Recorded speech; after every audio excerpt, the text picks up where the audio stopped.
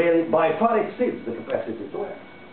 And that's why this has become very clear from the 50s onwards, from the atomic bomb to begin with, of course, and this led, in fact, to the loss of epistemological confidence in science.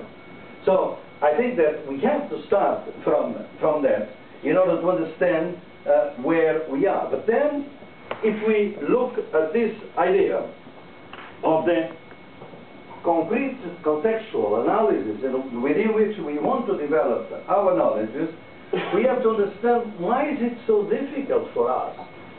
If it is true that this capacity to act is so imbalanced vis-a-vis the capacity to predict, so we should probably start it from the consequences.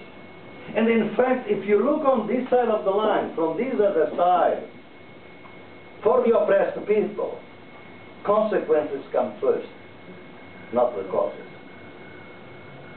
We are used to put causes first and consequences last, because we think on this side of the line. For the oppressed, it's just the opposite. They get the consequences first, and causes come later.